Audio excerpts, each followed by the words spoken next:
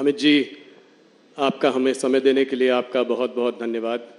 मैंने सुना है कि कल सुबह 4 बजे तक मीटिंग चल रही थी, कल आप हमारे साथ नहीं जुड़ सके, आज आप आए हैं। तो स्वाभाविक है कि बहुत सारे सवाल हमारे पास हैं और आपके ही पास सारे जवाब भी हैं।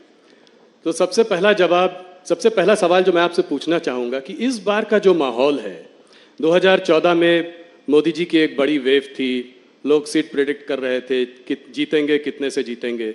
2019 में भी बालाकोट हुआ, उसके बाद माहौल बदला और लोगों ने फिर प्रेडिक्ट करना एक मिनट, बालाकोट के पहले से ही माहौल भाजपा के पक्ष में था और हम जीतने वाले। पर इस बार अमित जी, इस बार तो कुछ अलग ही नंबर और आंकड़े आ रहे हैं। 370 एक बहुत बोल्ड आपने टारगेट लिया है, 400 पार एनडीए के लिए।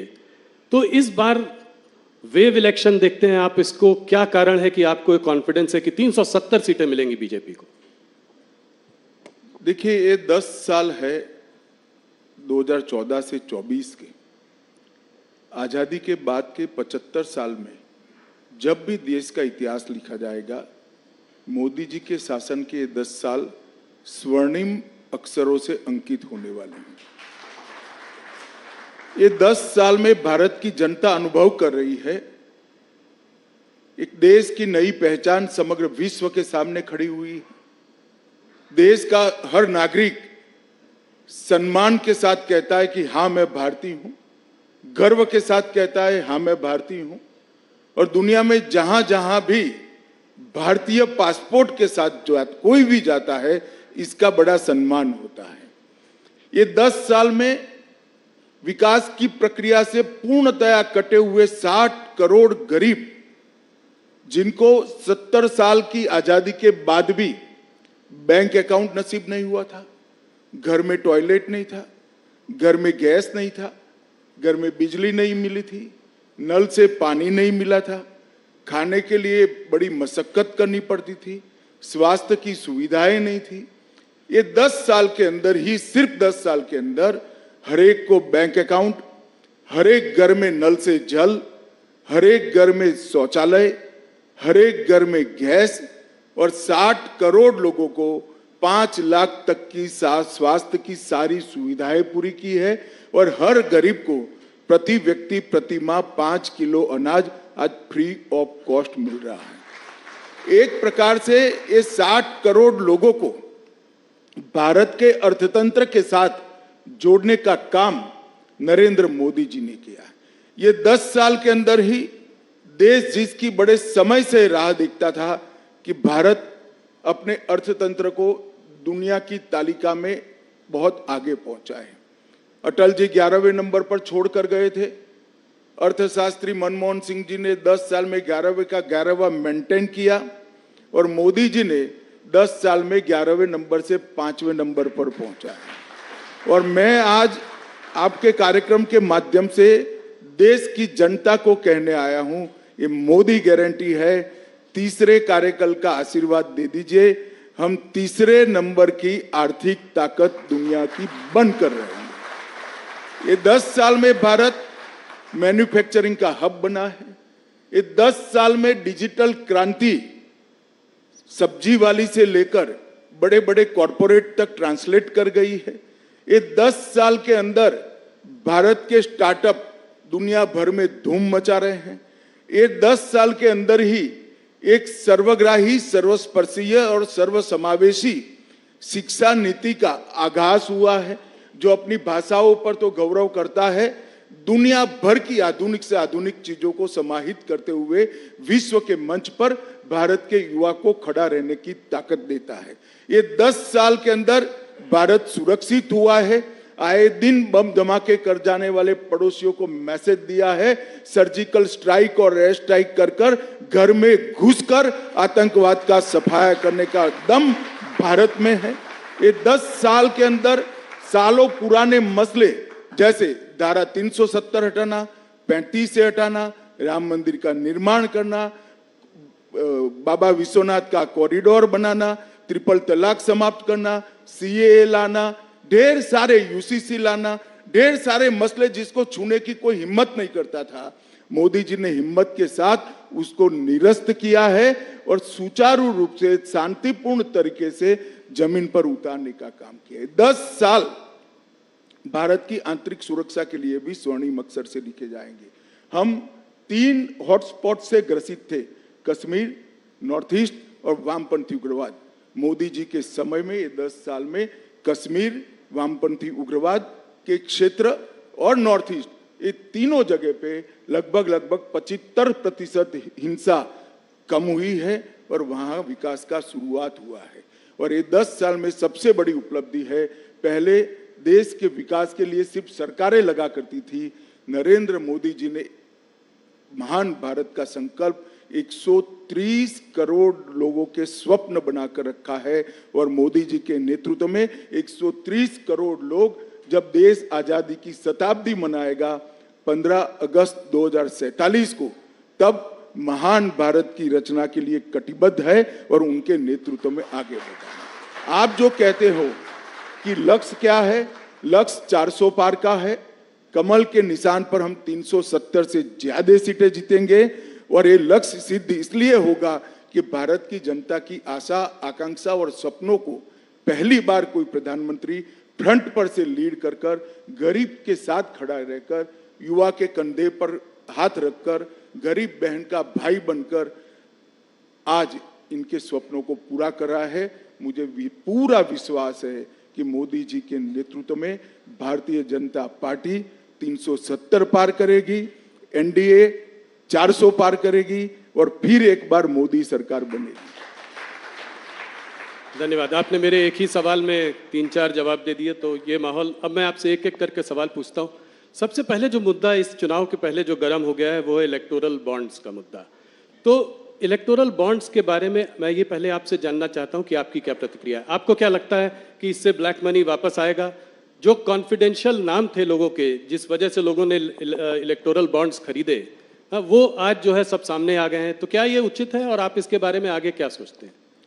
देखिए, भारत की सुप्रीम कोर्ट जो भी फैसला सुनाती है, देश के सभी नागरिक इससे बंधे हुए हैं। हम एक संवैधानिक व्यवस्था में रहे। मैं सुप्रीम कोर्ट के फैसले का सम्मान करता हूं, मगर मेरा व्यक्तिगत मत जरूर देना चाहता हूं कि बॉन्ड से काला धन समाप्त होने के कगार पर था और इस फैसले से चुनावी व्यवस्था में फिर से काले धन का दबदबा बढ़ेगा। इसीलिए राहुल जी के नेतृत्व में पूरा इंडिया अलायंस बॉन्ड के खिलाफ था और वो चाहते थे कि पहले की तरह जो कट मनी आता था वो कट मनी फिर से एक बार राजनीति पर हावी हो। पहले क्या होता था, चंदा कैश में आता था और चंदा कैश में आता था तो क्या होता था, कोई व्यक्ति मानो 1500 रुपया चंदा जमा कराता था, 100 रुपया वो पार्टी में जमा कराते थे, 1400 रुपया अपने घर ले जाते थे और स्विस बैंक के अंदर या कहीं और जहां टैक्स डिस्क्लोज नहीं होता है, चंदे डिस्क्लोज नहीं होते हैं, धन डिस्क्लोज नहीं होता है, ऐसे देश में ले जाते थे। बॉन्ड आने से ये पूरा पैसा चेक के माध्यम से पार्टी के अकाउंट में जमा होता था। ये पूरी जो जमात है राहुल जी के नेतृत्व में, वो पुरानी चीजों की आदी है। उनको यही चाहिए कि पार्टी को चंदा मिले न मिले, चुनाव के लिए खर्च हो न हो, अपनी पीढ़ियां बहुत अच्छे तरीके से जी पाएं। और इस चीज को मोदी जी ने बॉन्ड लाकर इस पर कुठाराघात किया था। मैं आपको बताना चाहता हूं, मेरी पार्टी की बात बताता हूं। 2014 में मेरी पार्टी में जो चंदा आता था, इसमें से 81% चंदा कैश से आता था, जिसमें किसी का नाम नहीं होता था। 20-20 हजार रुपया कर जमा करते थे। 18 में ये 81% से 17% हुआ। 18 में एंड पे भी ये 17% पर रहा और 2023 पर कम होकर 3% पर आ गया था। हमारी पार्टी ने इसको ट्रांसपेरेंट वे से आगे किया था। जहां तक गोपनीयता का सवाल है, इसमें इतना ही है कि बहुत बड़ा देश है, हमने फेडरल स्ट्रक्चर को अपनाया है, ढेर सारे राजनीतिक दलों की सरकार होती है। अगर कोई एक राजनीतिक दल को पैसा देता है तो दूसरा राजनीतिक दल उस पर विंडिक्टिव अप्रोच से अपने स्टेट के अंदर बदला लेता है। इसलिए एक व्यवस्था रखी थी जिससे किसने किसको चंदा दिया वो गोपनीय रहे। मगर इसमें गोपनीय नहीं रहता था किस कंपनी ने कितना चंदा दिया और किस पार्टी को कितना मिला। अब जो व्यवस्था होगी इसमें किसने कितना दिया वो भी गोपनीय हो जाएगा, क्योंकि सारा कैश में देना है, और किस पार्टी को कितना मिला वो भी गोपनीय हो जाएगा, क्योंकि कैश से लेना है। और कैश से लेना तो छोड़ो, घर पे ले जाने की व्यवस्था भी इसमें से हो गई। और हम पर एक आरोप लगता है राहुल जी कि हमें बहुत सारा चंदा मिला है, एक मिथ्या है। 6,900 करोड़ 6,200 करोड़ हमें मिला है। इसके सामने 6,200 करोड़ राहुल बाबा के नेतृत्व में चलने वाले इंडिया अलायंस को मिला है, जबकि हमारी 303 सीटें हैं। उनकी लोकसभा में कितनी सीटें हैं? हमारी 17 सरकारें हैं, हमारी हर राज्य में पार्टी चल रही है। और एक काम के सामने चंदे का जो सवाल है वो भी गलत है, क्योंकि 2019 लोकसभा में हमें जो 6,000 करोड़ मिला, इसमें से 2019 लोकसभा के समय पर जो बॉन्ड खुले हैं इसमें 3,071 करोड़ चंदा मिला है। तो आप जाहिर है जब आचार संहिता कोड ऑफ कंडक्ट आ जाता है तो कोई काम के सामने चंदा नहीं होता है। और विधानसभा के चुनाव के कोड ऑफ कंडक्ट लगने के बाद हमें 2,640 करोड़ रुपया मिला है। उस वक्त भी कोड ऑफ कंडक्ट होता है, कोई काम नहीं होता है। तो 90% से ज्यादा चंदा बॉन्ड से हमें कोड ऑफ कंडक्ट लगने के बाद मिला है।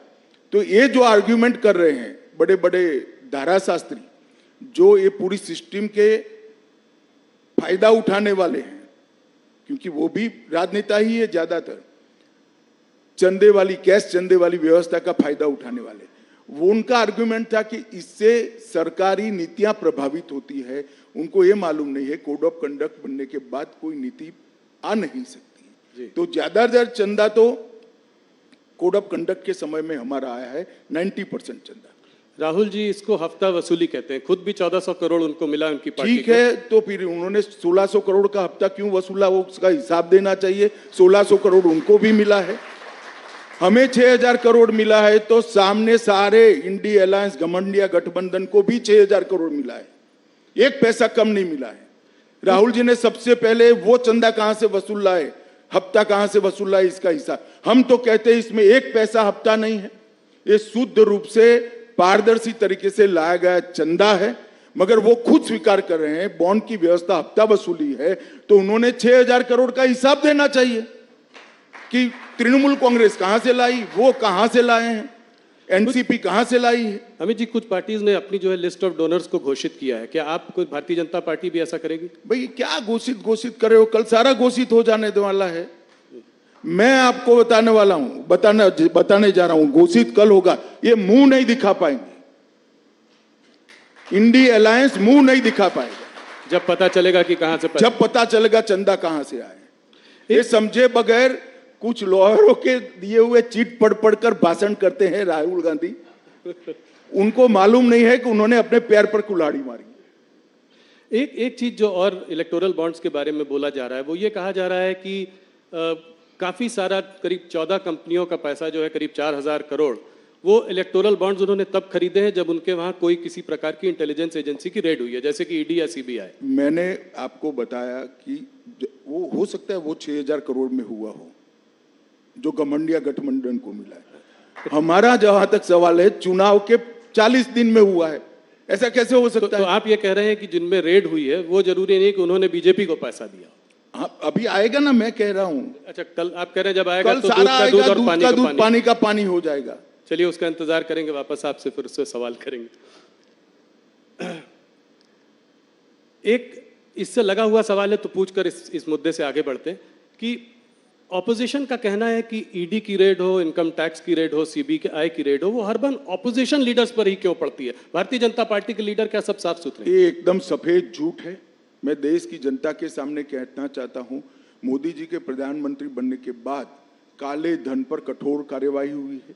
ईडी काले धन पर कार्यवाही कर रही है और ईडी ने जितनी भी संपत्तियां कुर्क की है उसमें से 5% ही राजनीतिक दलों से जुड़े हुए लोगों की है, 95% काले धन वाले की। ये भी काला ही धन है, मगर वो ऐसा चाहते हैं व्यवस्था जिसमें राजनेता पर कोई कार्यवाही ही न हो। मैं आपको स्पष्टता से बताना चाहता हूं कि 95% कार्यवाही ऐसे लोगों पर हुई है जो राजनीति से जुड़े हुए ही नहीं, और ये बिल्कुल सरासर आरोप। ममता जी के मंत्री के घर से 51 करोड़ रुपया मिलता है, कांग्रेस के सांसद के घर से 355 करोड़ मिलता है। 10 मशीन एसबीआई की गिनते गिनते थक जाती है, गर्म हो जाती है, और ये कहते हैं कार्यवाही ना हो। भैया कार्यवाही का सवाल मत उठाओ, तेरे सांसद के घर से 350 करोड़ कहां से आया वो सबसे बड़ा सवाल है। ममता के मिनिस्टर के घर से 55 करोड़ कहां से आया वो बड़ा सवाल है। क्या समझते हो, जनता कुछ देखती नहीं है? तो क्या नोटों की गड्डियां भरने के लिए मेटाडोर लाने पड़ते, एक मेटाडोर छोटा पड़ गया, दूसरा मेटाडोर रात को 4 बजे लाना पड़ा। ये कहां जाने वाला था पैसा? राहुल बाबा बता सकते हैं देश की जनता को? ये 355 करोड़ जो कांग्रेस के सांसद के घर से पकड़े किसके, इसका जवाब देना चाहिए उनको। और बाद में ईडी कार्यवाही नहीं करे, ऐसा नहीं होगा। जो करप्शन करेगा उस पर कठोर कार्यवाही होगी और जेल की सलाखों के पीछे भी जाएंगे। और जहां तक सवाल है बीजेपी के नेताओं का सवाल है, इस देश में कोर्ट है। जब हम ऑपोजिशन में थे ढेर सारे पीआई लगाए थे आपके खिलाफ, आपकी सरकार के खिलाफ। 12 लाख करोड़ के घपले घोटाले भ्रष्टाचार किए थे। 42 पीआईएल हुए थे। 42 पीआईएल में से 35 में ऑर्डर हुए थे और आपकी ही सरकार ने आपके खिलाफ एफआईआर रजिस्टर करनी पड़ी। अगर हिम्मत है तो जाए कोर्ट में। और मैं कहता हूं ये 12 लाख करोड़ के घपले घोटाले भ्रष्टाचार करने वाला इंडिया अलायंस एक कांग्रेस पार्टी लोगों की आंख में धूल झोंकने के लिए, भ्रमित करने के लिए कह रही है। वास्तविकता है 23 साल से नरेंद्र मोदी जी मुख्यमंत्री और प्रधानमंत्री रहे हैं, उन पर 25 पैसे का आरोप देश में आज तक कोई नहीं लगा। तो ये वास्तविकता। तो अमित जी, क्या आप देश की जनता को आश्वस्त करेंगे कि अगर इस तरह के कोई नेता जिन पर कार्यवाही चल रही है वो पलटकर बीजेपी भी ज्वाइन करते हैं? भैया आश्वस्त करने की जरूर नहीं। भैया राहुल, तुम भी पत्रकार हो, तुम चले जाओ कोर्ट में कि फला नेता का ये काला भ्रष्टाचार है, आप इस पर कार्यवाही। कोर्ट सबको ऑर्डर देती है, तुम ही चले जाओ ना, छोड़ो इंडिया अलायंस। मैं सिर्फ सवाल पूछने तक ही सीमित रखता हूं अपने रोल को। अगला सवाल अमित जी, जैसे जैसे चुनाव पास आता जा रहा है पॉलिटिकल डिस्कोर्स गिरता जा रहा है। हमने पहले भी देखा है, पहले जो भी चुनाव हुए हैं शुरू में तो लोग बात बड़ी बड़ी करते हैं, ऑपोजिशन भी बड़े मुद्दों पर अटैक करता है, पर जैसे जैसे पास आता जाता है स्तर गिरता जाता है। अब लोग कह रहे हैं कि मोदी को गोली मार देंगे, टुकड़े टुकड़े कर देंगे। इस तरह का जो डिस्कोर्स और वरिष्ठ नेताओं से आ रहा है, इसको आप कैसे देखते हैं? देखिए, किसी भी पार्टी के कार्यकर्ता ने जो सार्वजनिक जीवन में जीते हैं, इस प्रकार की भाषा का प्रयोग नहीं करना चाहिए। मगर मैं आपसे पूर्णतः सहमत इसलिए नहीं हूं। ढेर सारी बातें होती हैं, अच्छी बातें होती है, जायज विरोध भी किया जाता है, विकास की बातें होती है, एजेंडे की बातें होती है, भारत के विकास की भी बातें होती है। मगर आप लोगों का ध्यान वो कंट्रोवर्शियल 1-1.5 मिनट पर ही टिका हुआ होता है, क्योंकि आपकी टीआरपी इससे जुड़ी हुई है। मेरे इंटरव्यू में से भारत का अच्छा क्या हुआ वो नहीं निकालोगे आप। सीए निकालोगे, 370 निकालोगे, ईडी निकालोगे, ये आपका काम है। खैर, मुझे इसमें कोई तकलीफ नहीं है, मगर मुझे जनता को भी बताना चाहिए। बात को पूरी सुनिए, सब अच्छी बातें भी होती है, ऑपोजिशन भी अच्छे विरोध के मुद्दे लेकर हमारा विरोध करता है। ऐसा नहीं है कि देश में गाली गलौज की राजनीति हुई है, ये बात सही है आपकी। मोदी जी पर कुछ ज्यादा प्रेम है इन लोगों को, तो जब भी चुनाव आता है मोदी जी को गालियां बोलते हैं। मगर एक रिकॉर्ड है मोदी जी का 2001 से, जितनी गालियां ज्यादा पड़ती है, कमल इतना जोर से खिलता है, मोदी जी ज्यादा बहुमत पर। और इस बार भी यही होने, किसी के कहने से कोई मरता नहीं है। मोदी जी के साथ इस देश की करोड़ों माताओं का आशीर्वाद है, जिसको गैस मिला है, घर मिला है, सुरक्षा मिली है, खाना मिला है, दवाइयाँ मिली है। कोई 1-2 लोगों की बद्दुआ से कोई फर्क नहीं पड़ सकता। जिस व्यक्ति को देश के करोड़ों लोगों की दुआ हासिल हो, इसको कोई कुछ नहीं बिगाड़ सकता। थोड़ा बड़े मुद्दे की ओर जाते हैं। ऑपोजिशन राहुल गांधी जी ने कास्ट सेंसस की बात करी है। कास्ट सेंसस के बारे में आपका क्या मत है, और जितनी आबादी उतना हक, उस बारे में आप क्या बोलना चाहेंगे? देखिए, कमोबेश अभी भी जितनी आबादी उसका उतना हिस्सेदारी। आप देश की संसद का अभी का मानचित्र उठाकर देख लीजिए, यही हुआ है। परंतु राहुल गांधी को कम से कम ये बात करने का अधिकार नहीं है, क्योंकि काका साहेब कालेलकर कमीशन, जिसने सबसे पहले बीसी को रिजर्वेशन की बात करी थी, वो कमीशन कम से कम 30 साल तक कांग्रेस ने ठंडे बस्ते में रखा और कभी उसको ओपन नहीं किया गया, अमल नहीं किया गया। उसके बाद में मंडल कमीशन आया, इसको भी कांग्रेस थी तब तक उन्होंने ठंडे बस्ते में रखा। और जब मंडल कमीशन को लागू किया गया, राहुल गांधी के पिताजी, शायद उनको मालूम नहीं इनके पिताजी क्या बोले हैं, परंतु देश की संसद में 1 घंटा और 45 मिनट तक ओबीसी को रिजर्वेशन की खिलाफत पानी पी कर 6 बार पानी पिए, वो बीच में पानी पी कर राजीव गांधी और कांग्रेस पार्टी ने कहा था ओबीसी को पहली बार संवैधानिक अधिकार देने का काम नरेंद्र मोदी जी ने किया है। और ये ओबीसी के सेक्रेटरीज गिनाते हैं जी, ज्वाइंट सेक्रेटरी गिनाते हैं। टॉप 70-80 में कुछ 2-3 हैं, 2-3 उनको मालूम नहीं है। भारत सरकार में जो टॉप पर आता है करीब 55 से 60 साल के बीच में होता है जी। इसकी भर्ती कब हुई होगी राहुल जी? जी जी आपके दादी और परनाना के समय में भर्ती हुई है, ये अब यहाँ पहुंचे, उनको मालूम नहीं है। और इनको टॉप सेक्रेटरीज दिखाई पड़ते हैं जो उन्होंने भर्ती करे थे। मोदी जी की कैबिनेट में 27 ओबीसी मंत्री हुए और देश का प्रधानमंत्री भी ओबीसी है, उनको ये नहीं दिखाई पड़ता। एक्चुअल में इनकी प्रॉब्लम है कि वो स्टडी ही नहीं करते हैं, जो उनको पकड़ा देते हैं अंग्रेजी में लिखा हुआ वो सीधा पढ़ जाते हैं दुनिया के सामने, इसलिए वो फंसते हैं। अभी बात कर रहे थे कि एक शक्ति है जिसके खिलाफ वो लड़ रहे हैं और उसको मोदी जी ने उस पर हमला किया और कहा कि ये नारी शक्ति का अपमान है, इसको आप कैसे देखते हैं? देखिए, उनको ना हमारी परंपराओं का जानकारी है, ना हमारी परंपराओं का सम्मान है। शक्ति का कंसेप्ट हमारे देश के अंदर सालों से 10,000 साल से मातृशक्ति को सबसे बड़ी शक्ति माना गया है। माँ के आशीर्वाद से कोई बड़ा आशीर्वाद हो नहीं सकता, बहन के प्यार से, स्नेह से बड़ा कोई प्यार हो नहीं सकता। उनको मालूम नहीं है क्या बोल रहे हैं। मोदी जी के साथ इस देश की मातृशक्ति चट्टान की तरह खड़ी है और राहुल जी के कहने से कोई फर्क नहीं पड़ता।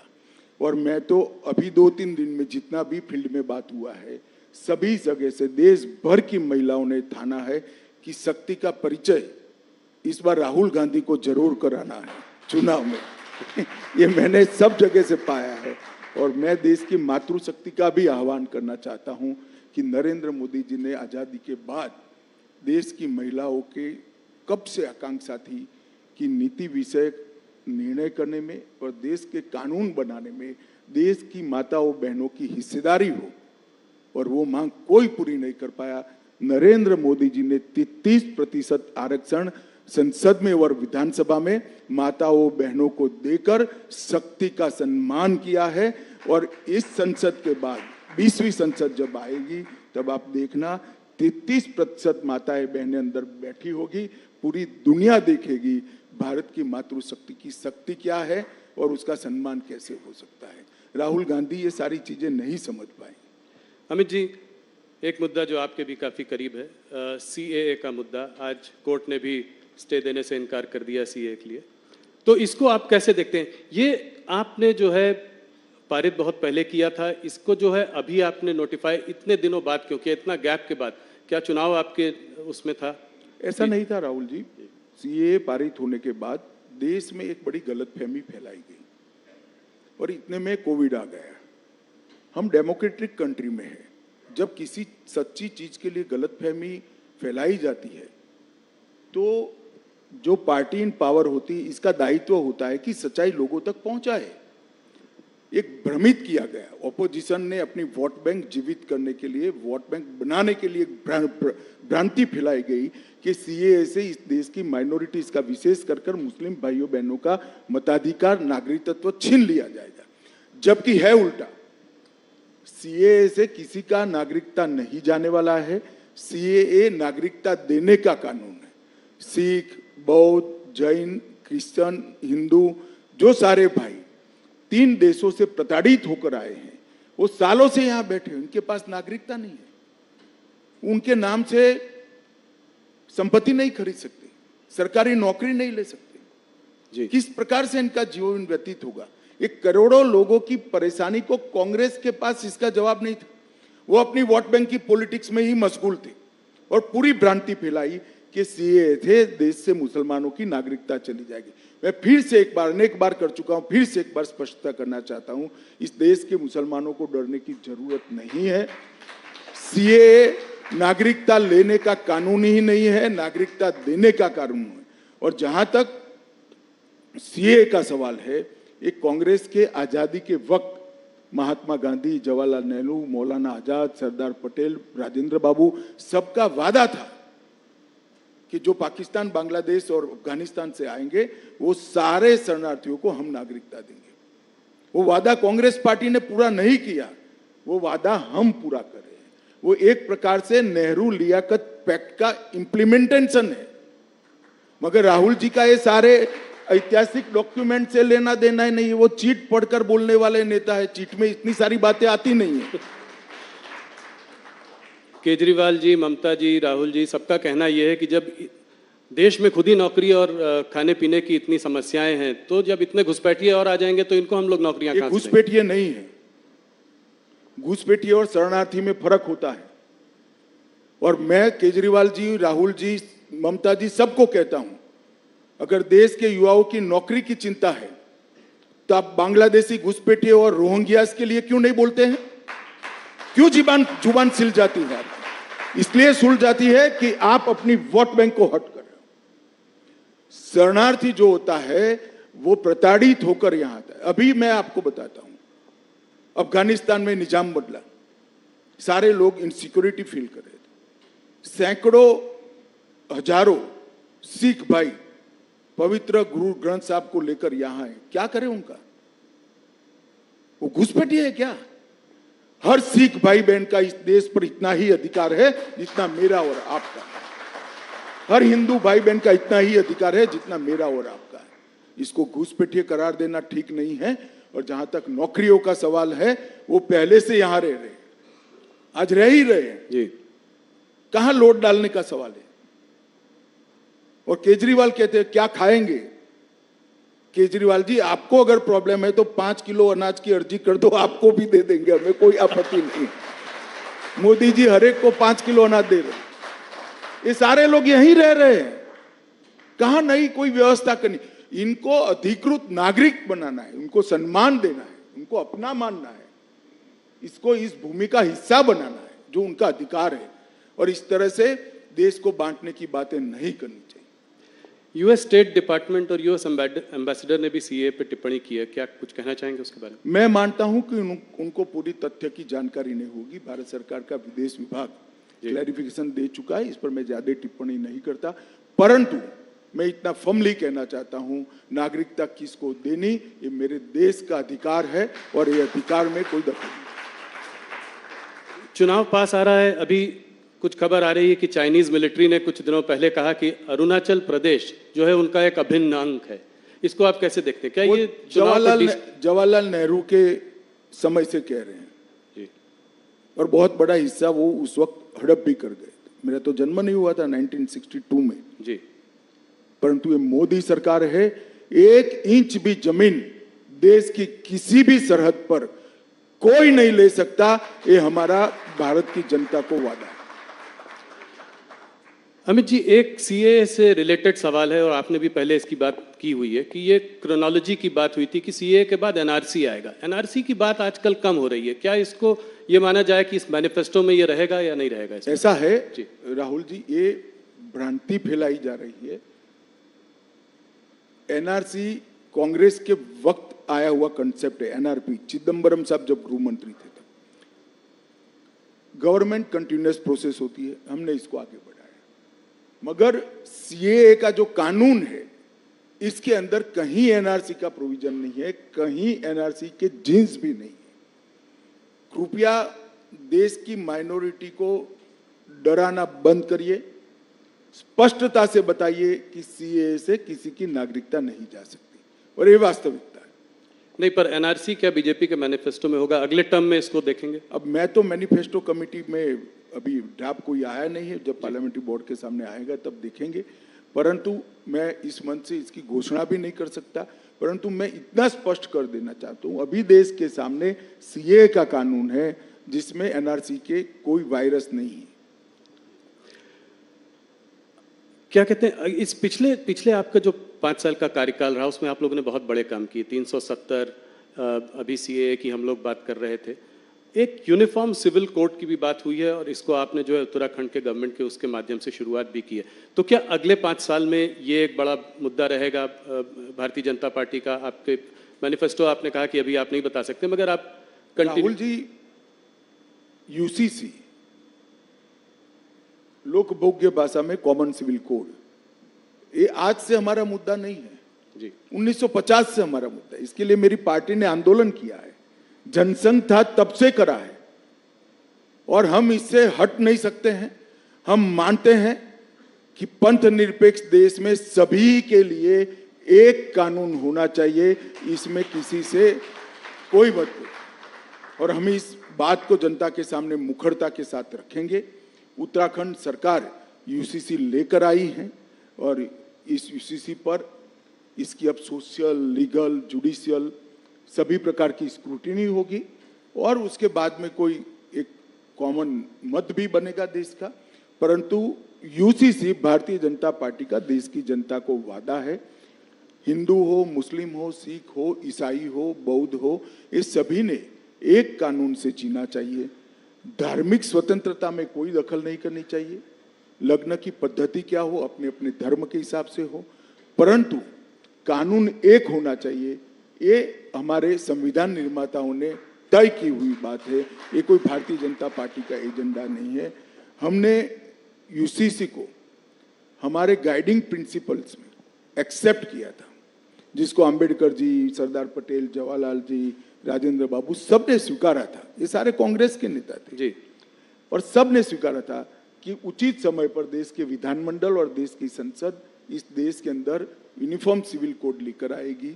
एक आदर्श हमारे सामने रखा था जो पूरी करने की दिशा में भारतीय जनता पार्टी की उत्तराखंड सरकार ने, हमारे मुख्यमंत्री धामी जी ने इसको आगे बढ़ाया। डीएमके ने आज जो है अपने मैनिफेस्टो में कहा है कि अगर वो सरकार, उनकी सरकार आती है इंडिया अलायंस की, तो इन सबको रिपील करेगी, सीएए को रिपील करेगी। किसने कहा है? डीएमके।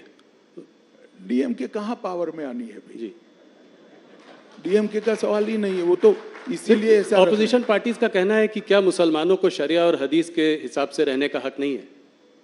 देखिए, ये भी एक प्रकार की भ्रांति है। शरिया और हदीस के हिसाब से 1937 से नहीं रह रहा है देश का मुसलमान। 1937 अंग्रेजों ने जब मुस्लिम पर्सनल लॉ बनाया तो उसमें क्रिमिनल एलिमेंट क्यों निकाल दिया भाई? फिर तो चोरी करने वाले के हाथ काट दो, बलात्कार करने वालों को रोड पर पत्थर मारकर मार दो। कोई मुसलमान सेविंग्स अकाउंट नहीं खोल सकता, सूद नहीं ले सकता, लोन नहीं ले सकता। शरिया और हदीस से अगर जीना है तो पूरा जीना चाहिए। सिर्फ 4 शादी करने के लिए शरिया और हदीस क्यों आता है? ऐसा नहीं होना चाहिए। ये इस देश का मुसलमान शरिया और हदीस की सारी चीजों से अंग्रेजों के समय से कटा हुआ है जी। और देश ढेर सारे इस्लामिक कंट्रीज भी ये छोड़ चुके हैं। ये कांग्रेस की एपीसमेंट की पॉलिसी है, वोट बैंक की पॉलिसी है।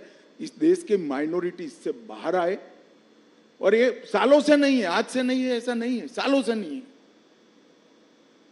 आज भी सिविल सूट होता है तो देश के संविधान के हिसाब से मुस्लिम भाइयों का सिविल सूट होता है जी। शरिया और हदीस के हिसाब से नहीं होता। काजी के पास कोई नहीं जाता है।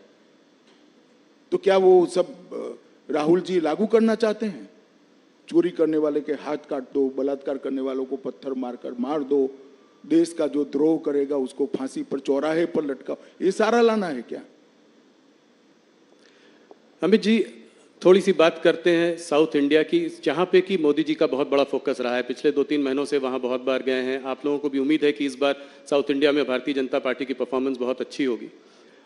सबसे पहला सवाल तो ये है कि कांग्रेस के वरिष्ठ नेता, ये उनमें से मतलब वाकई एक बड़े वरिष्ठ नेता ने कहा कि साउथ इंडिया जो है दक्षिण भारत को एक अलग देश होना चाहिए। पहले तो मैं जानना चाहता हूँ कि आप इसके बारे में क्या कहना चाहेंगे? देखिए, इसका जवाब तो साचत में राहुल जी को देना चाहिए। आज तक कांग्रेस ने उस नेता के बयान से कन्नी नहीं काटी। देश की जनता तो मान रही है, कांग्रेस का पॉलिसी है कि इस देश का 2 टुकड़ा होना चाहिए, साउथ इंडिया और नॉर्थ इंडिया। जी, मगर राहुल बाबा आप चिंता मत करो, अब भारतीय जनता पार्टी इतनी ताकतवर है, कांग्रेस दूसरी बार इस देश का विभाजन नहीं कर पाएगी। कभी ये देश के टुकड़े हम नहीं, ये नहीं हो सकता। क्या कर रहे हैं आप? चुनाव जीतने के लिए 2 देश बनाने की बात कर रहे हैं। और क्या होगा इस पार्टी को? इतनी पुरानी पार्टी, आजादी का आंदोलन करने वाली पार्टी, वो इस बयान से कन्नी नहीं काटती है, इनको नोटिस नहीं देती है और फिर से टिकट दे दिया। क्या कहना चाहते हैं आप? उसका जवाब तो कांग्रेस पार्टी ने देना पड़ेगा चुनावों में। आपसे एक सीधा सवाल पूछना चाहता हूं कि 130 लगभग जो सीटें हैं साउथ में, आपको कितनी उम्मीद है इस बार आएंगी? पिछली बार तो आपको कर्नाटक और तेलंगाना के बीच में 29 सीटें मिली थी। देखिए, तुम इधर उधर ईस्ट वेस्ट साउथ सेंटर मत गिनो भाई, 370 गिन लेना। नहीं, 370 में नॉर्थ में तो बहुत सारे प्रदेशों में आपकी करीब करीब पूरी सीटें हैं। तो मैं कह रहा हूं कि एडिशनल 70 सीटें कहां से आएंगी? ऐसा है भाई, जब मैं 300 कहता था तब भी तुमने, राहुल जी, मुझे ये सवाल 2019 में पूछा था कि तुम लाओगे कहां से। मैंने कहा काउंटिंग के दिन दोपहर को बता दूंगा, और हमारी 300 पार हो गई। इस बार भी मैं कहता हूं, काउंटिंग को 12 बजे मुस्कुराते हुए चेहरे पर कहना, मोदी का वादा पूरा हुआ, लक्ष्य पूरा हुआ, भाजपा 370 पार। मैं ये देखना चाह रहा हूं कि कहां से आप और उम्मीद देख रहे हैं। जैसे कर्नाटका में आपके ढेर सारे स्पेस है जी। बंगाल में हम बढ़ सकते हैं, उड़ीसा में बढ़ सकते हैं, तेलंगाना में बढ़ सकते हैं, हम तमिलनाडु केरल में बढ़ सकते हैं, ढेर सारी जगह है, पंजाब में बढ़ सकते हैं। नीचे से शुरू करते हैं, केरला में अकाउंट खुलेगा इस बार? भाई मैं आपको कहता हूं, आप पिसमिल अकाउंट में मत जाओ राहुल बाबू, आप 370 गिन लेना। मैं उस दिन आपके शो पर आऊंगा और बताऊंगा कि हमने कहा था देश की जनता के आशीर्वाद से, और इसमें भाजपा का कोई पराक्रम नहीं है। इस देश की जनता का स्नेह नरेंद्र मोदी जी पर है, हमारे नेतृत्व पर है, हमारी पार्टी पर है। वो ही वोट में कन्वर्ट होगा, वो ही सीट में कन्वर्ट होगा और 370 पार हो जाएगा। तो आप उड़ीसा के बारे में तो कुछ बताइए कि साथ में है या नहीं साथ में, अलग अलग लड़ रहे हैं कि साथ में लड़ेंगे? पांडियन जी यहाँ आए थे, उन्होंने कहा कि सब प्रधानमंत्री के हाथ में है। अभी तय नहीं हुआ है, राष्ट्रीय अध्यक्ष जी हमारे तय करेंगे, परंतु इतना निश्चित है कि हम उड़ीसा में हमारी स्ट्रेंथ बहुत बड़ी करने जा रहे हैं। उड़ीसा की जनता का मोदी जी के प्रति जो प्यार है, वो हमारे कार्यकर्ता बिल्कुल उष्मा के साथ और विनम्रता के साथ उसका स्वीकार भी करते हैं, इसको फील भी करते हैं। सीटें बढ़ेंगी पिछली बार से लोकसभा चुनाव में, और विधानसभा में क्या होगा? निश्चित रूप से विधानसभा लोकसभा दोनों में बड़ी बढ़ोतरी होगी, और चुनावी पंडितों की गिनती से कई गुना ज्यादा सीटें भारतीय जनता पार्टी की। उड़ीसा में सरकार बनाने की हालत में हैं आप लोग? कुछ भी हो सकता है, पहले तय हो जाए कि हम साथ में जा रहे हैं या अकेले जा रहे हैं। साथ में जाएंगे तो बीजू बाबू नेता है, तो स्वाभाविक रूप से हम साथी के रूप में लड़ेंगे। अकेले जाएंगे तो हम सरकार बनाने के लिए ही लड़ेंगे। पांडियन जी ने एक अच्छी अजीब सी बात कही, उन्होंने कहा कि देखिए, सेंटर में बीजेपी को बीजेडी की जरूरत नहीं है और स्टेट में बीजेडी को बीजेपी की जरूरत नहीं है। क्या इस बात से आप सहमत हैं? देखिए, गठबंधन हमेशा जरूरियात के आधार पर नहीं होता। हमें ढेर सारी पार्टियों ने ये पूरे 5 साल में राष्ट्रीय हित के जो मुद्दे थे, इसमें इश्यू बेस्ड समर्थन पार्लियामेंट में दिया है। चाहे 370 हो, पहले चाहे जीएसटी करना था, चाहे बॉन्ड हो, बॉन्ड भी कांग्रेस ने विरोध नहीं किया था जी, उस वक्त नहीं किया था जी, मगर इश्यू बेस्ड समर्थन हमें ढेर सारी पार्टियों ने दिया है। और मैं मानता हूं कि ये लोकतंत्र की खूबसूरती है कि विरोध हर मुद्दे पर नहीं होता है। जो मुद्दा देश हित में होता है, इसका समर्थन इरिस्पेक्टिव ऑफ पार्टी पॉलिटिक्स करना चाहिए, सबने करना चाहिए। 2 प्रदेश जहां पे चुनाव इंटरेस्टिंग हो सकता है वो है बिहार और महाराष्ट्र। थोड़ा उस पर बात करूंगा। बिहार पे आपने फिर एक बार, पलटू राम जी तो पलटी मारते रहते हैं, इस बार आपने भी पलटी मारी और उनको आपने 16 सीटें दे दी। देखो भैया, हमने नहीं मारा है पलटी, नीतीश बाबू हमारे साथ ज्वाइन हुए। हम तो जहां थे वहीं ही थे जी, हम गंगा किनारे, वो पलट के वापस फिर आए। हम गंगा किनारे ही थे, गंगा किनारे ही रहे, कोई हमारे साथ आकर मिला। पर 16 सीटें उनको दे दी आपने। नहीं, वो तो बिहार यूनिट का नेगोशिएशन का जो नतीजा है वो आपके सामने है। हम पहली बार नीतीश कुमार जी से ज्यादा सीटें लड़ रहे हैं जी। बड़े भाई की भूमिका में आए हैं, वो हमारे लिए बड़ी बात है और मुझे विश्वास है कि हम बहुत अच्छी तरह से बिहार में विजयी होंगे। 5 सीट चिराग पासवान जी को दी, पर पशुपति पारस को आपने डंप कर दिया। कोई उनके संग भी समझौता हो सकता है? अभी उन्होंने रिजाइन भी कर दिया आपकी मंत्रालय मिनिस्ट्री। अब समझौते की गुंजाइश नहीं रही, कम रह गई है, लगभग नहींवत है। अच्छा था अगर परिवार पूरा साथ में आता, मगर ठीक है भाई। अभी आप बड़े भाई के रूप में यहाँ आए हैं, तो क्या विधानसभा में भी बड़े भाई के रूप में ही आएंगे और मुख्यमंत्री का चेहरा भारतीय जनता पार्टी का होगा? अभी कुछ नहीं तय नहीं, हमें लोकसभा का चुनाव है, 370 और 400 के लक्ष्य के लिए सब लोग लगे हैं। विजयी होने के बाद आगे का रणनीति हम बनाएंगे। इस बार देखा है बिहार में आपने और छोटी पार्टियों को भी साथ में ले लिया। यही रुख जो है महाराष्ट्र में भी देख रहे हैं। अगर महाराष्ट्र में देखें तो आप पहले आप शिंदे जी को लाए, उसके बाद अजीत पवार आए, आज कल आपसे राज ठाकरे भी मिलकर गए हैं। तो कितनी सीटों का आपको, पिछली बार 41 सीटें थी आपकी 48 में, क्या उससे ऊपर? हम 41 से ज्यादा सीटें महाराष्ट्र में जीतेंगे और ये जो घमंडिया गठबंधन प्रचार कर रहा है, पार्टियां तोड़ी, पार्टियां हमने नहीं तोड़ी है। शिवसेना तोड़ने का काम उद्धव ठाकरे के पुत्र प्रेम ने किया है। अगर वो एकनाथ शिंदे को उनका उचित सम्मान देते तो शिवसेना न टूटती। और एनसीपी तोड़ने का काम शरद पवार जी की पुत्री प्रेम ने किया है। अगर वो अजीत पवार को उनका उचित सम्मान देते तो आज वो उनके साथ ही होते, हमारे साथ थोड़ी ना आते। वो तो सरकार में थे सब। मगर जब आप पुत्र पुत्री के मोह में अंध हो जाते हो तब पार्टियां टूटती है। इसका आरोप हम पर नहीं लगाना चाहिए। कितनी सीटों पर लड़ेंगे आप? 30 के आसपास आप, क्या क्या डिवीजन हुआ है? अभी तय नहीं हुआ है, मगर स्वाभाविक रूप से महाराष्ट्र में हम सबसे बड़ी पार्टी होगी। और उसके बाद शिंदे, और उसके शिंदे सेना, और उसके बाद अजीत पवार।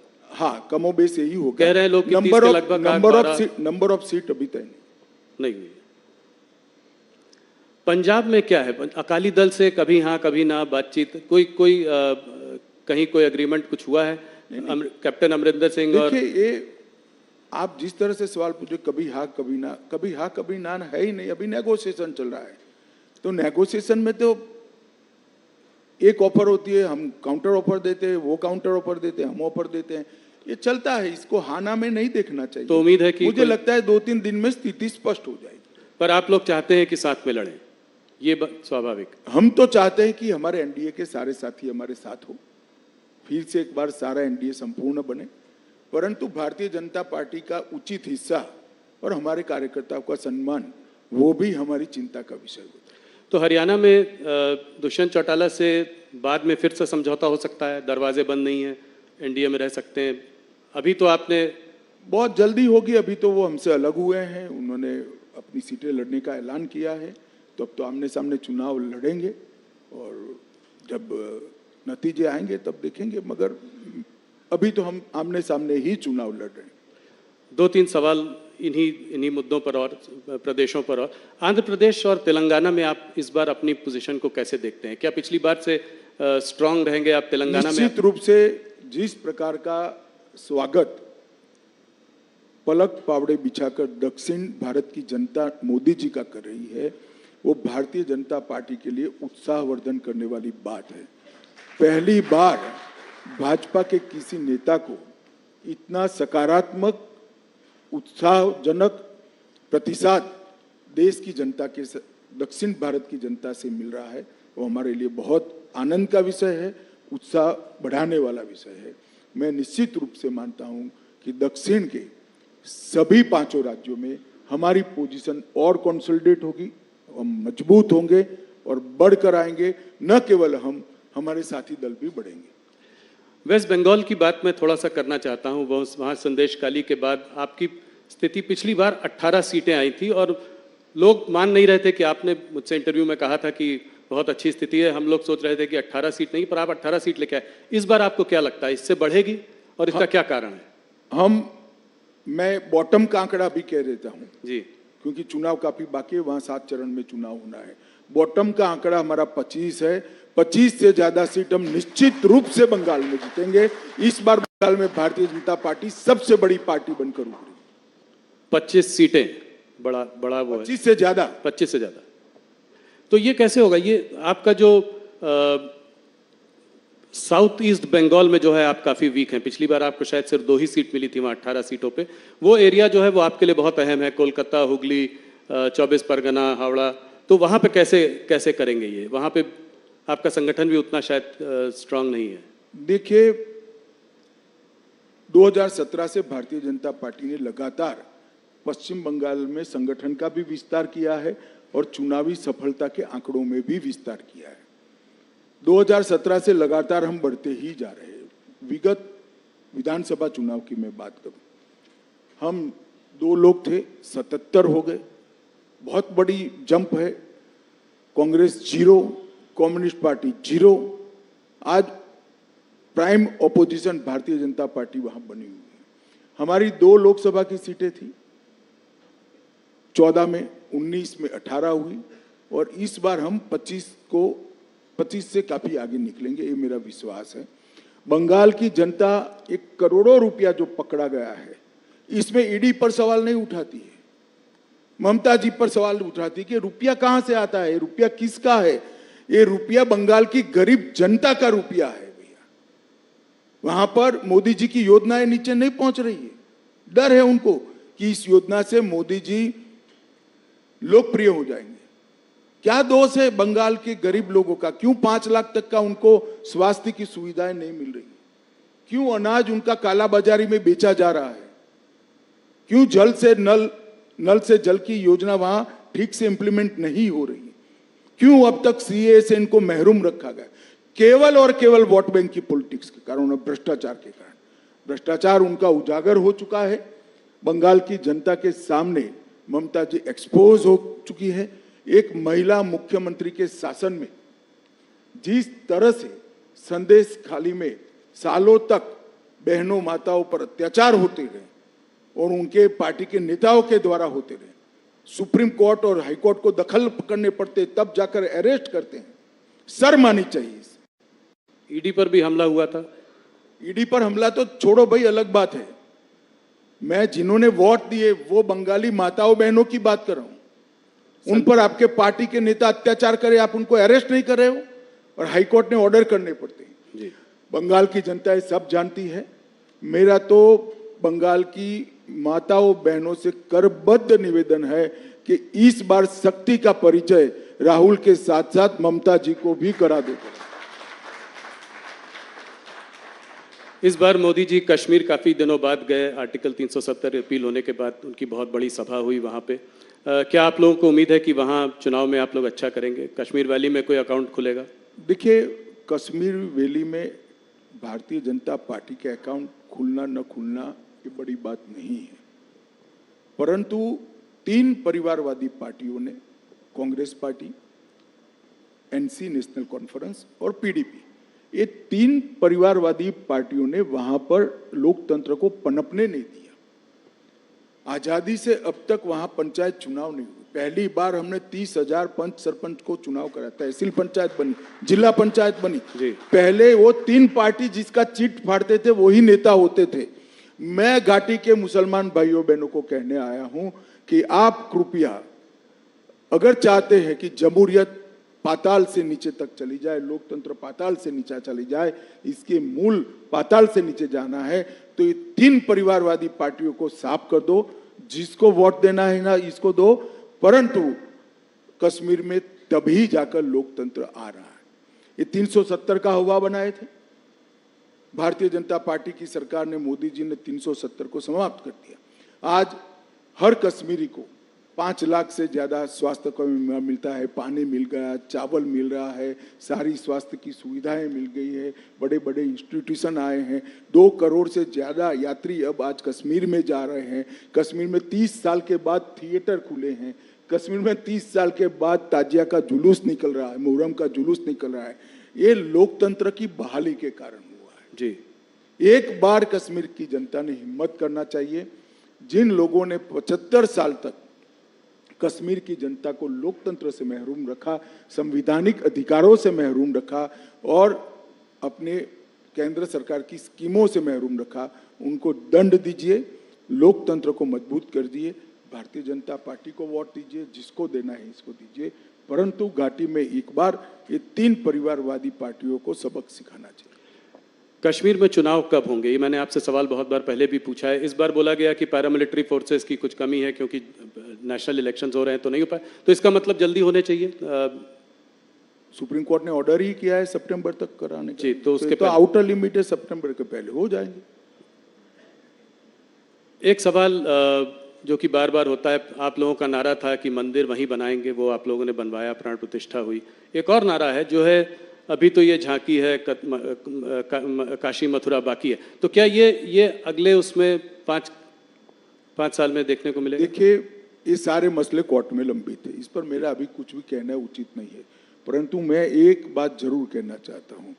राम मंदिर में हमारा पालमपुर कार्यकारिणी का भारतीय जनता पार्टी का वादा था कि हम संवैधानिक रूप से प्रभु श्री राम का भव्य मंदिर अयोध्या में बनाएंगे। 500 साल से करोड़ों राम भक्त जिसकी राह देख रहे थे, वो काम मोदी जी ने 5 साल में भी कर दिया।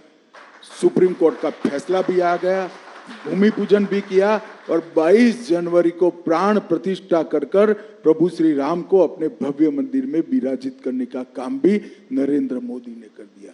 और मैं मानता हूं कि जो दृश्य है वो क्षण है, 10,000 साल का क्षण है, मेरी बात याद रखना। 10,000 साल तक न केवल भारत, दुनिया इस क्षण को भुला नहीं पाएगी। और ये बहुत बड़ा लोकतंत्र का उदाहरण है, क्योंकि भारत में हिंदू मेजोरिटी में होने के बावजूद भी 75 साल तक हमने राह देखी कि हमें कोर्ट ऑर्डर करे, उसके बाद ही हम मंदिर बनाएंगे। और पूर्ण तरह संवैधानिक रूप से कोर्ट के ऑर्डर से मंदिर बनाया। दुनिया में ऐसे उदाहरण बहुत कम मिलते हैं जो भारत ने दिया है, और उसका मोदी जी के समय में होना, भाजपा के समय में होना, हम सबका सौभाग्य हम मानते हैं। जी, बस कुछ सवाल, 2-3 सवाल और आपको मैं उत्तर प्रदेश के बारे में सवाल पूछे बिना नहीं जाने दे सकता। क्या इस बार उत्तर प्रदेश में आपकी परफॉर्मेंस 2014 से भी ज्यादा अच्छी होगी? निश्चित रूप से 73 सीटें थी। निश्चित रूप से हम उत्तर प्रदेश में हमारा अब तक का सबसे अच्छा परफॉर्मेंस करेंगे, 2014 से भी ज्यादा सीटें।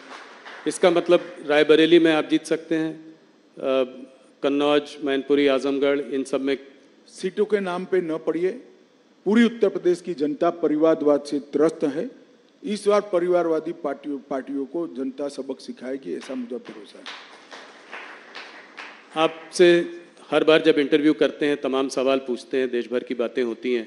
गृह मंत्रालय के कुछ अचीवमेंट्स बताइए जो 5 साल में, जो आप सबसे बड़ा मानते हैं। देखिए, कोई अचीवमेंट बड़ा या न छोटा नहीं हो सकता। हर अचीवमेंट की अपनी जगह पे एक अहमियत होती है। छोटे से छोटा फैसला बहुत बड़ा हो सकता है अपनी जगह पे। जैसे मैं कहता हूँ, जब 5 किलो आरडीएक्स पकड़ा जाता है तो लोगों को लगता है, इतना कॉलम आता है कि आज 5 किलो आरडीएक्स पकड़ा गया। अगर वो न पकड़ा जाए तो 2000 लोग बम धमाके में मारे जाते हैं। तो ये तो नजरिए का सवाल है। मगर मैं निश्चित रूप से कहना चाहता हूँ, कश्मीर के अंदर शांति, नॉर्थ ईस्ट के अंदर 10 से ज़्यादा समझौते कर 9000 से ज़्यादा उग्रवादियों को सरेंडर कराना, वामपंथी उग्रवाद लगभग समाप्त कर देना, नारकोटिक्स पर कठोरता से लगाम खींचना, और ढेर सारी चीज़ों में देश की आंतरिक सुरक्षा को हमने सुरक्षित करने का काम किया है। डिजास्टर मैनेजमेंट जो मोदी जी का एक देश भर में मोदी जी का ही इनिशिएटिव है, उसको भी मोदी जी के नेतृत्व में, इनके सीधे गाइडेंस के तले गृह मंत्रालय ने आगे बढ़ाया है। ढेर सारे काम हुए हैं, परंतु मैं देश की जनता को एक ही बात कहना चाहता हूं, चाहे समाज कल्याण विभाग हो, चाहे रक्षा मंत्रालय हो, चाहे गृह मंत्रालय हो, चाहे वित्त मंत्रालय, हर मंत्रालय में आजादी के 75 साल में अगर सबसे अच्छा परफॉर्मेंस हुआ है तो ये 10 साल में हुआ है। और 10 साल में देश की सूरत और सीरत दोनों बदली। देश को दुनिया में सम्मान मिलने लगा है। आज भारत क्या बोलता है वो मैटर करता है। भारत का पासपोर्ट लेकर कोई जाता है तो सम्मान के साथ उसको देखा जाता है। और भारत के भविष्य पर न केवल भारतीय, पूरी दुनिया को विश्वास है कि आने वाले 25 साल भारत के 25 साल है। मोदी जी जब देश की जनता का आशीर्वाद लेने आए हैं, तब हमारे पास 10 साल का ट्रैक रिकॉर्ड भी है और 25 साल का एजेंडा भी है। विपक्ष के पास ना ट्रैक रिकॉर्ड है, ना एजेंडा है, ना नेता है, ना नीति है। भारतीय जनता पार्टी एक कॉन्क्रीट एजेंडे के साथ महान भारत की रचना की कल्पना लेकर आप सबके सामने आ रही है। आप समर्थन करिए, मोदी जी को आशीर्वाद दीजिए, भारतीय जनता पार्टी को आशीर्वाद दीजिए, और आशीर्वाद दीजिए तो थोड़ा बहुत मत दीजिएगा, 400 पार करा दीजिएगा। इतनी ही मेरी आप सबसे विनंती है। धन्यवाद। अमित जी, आप दिन रात काम करते हैं, हम लोग बात कर रहे थे आजकल दिन में सुबह रात 3-4 बजे सुबह तक मीटिंग्स चलती रहती हैं। आज हमारे साथ आपकी धर्मपत्नी सोनल जी भी यहाँ हैं, तो घर के लिए समय कैसे निकालते हैं? हम लोग वर्क लाइफ बैलेंस की बात करते हैं, ये वर्क वाइफ बैलेंस कैसे होता है? देखिए, वो कोई सार्वजनिक बात नहीं है, मगर मैं आपको बताता हूँ कि मैं परिवार के लिए समय नहीं निकाल सकता। परिवार मेरे लिए समय चुनकर निकाल लेता है, तो हमारा बैलेंस बना रहता है और इसमें परिवार का बड़ा रोल रहता है। अमित जी, बहुत बहुत धन्यवाद, आप हमारे साथ जुड़े, आपने बहुत सवालों के जवाब दिए, 1 घंटे हमसे बात करी, आपका बहुत बहुत धन्यवाद।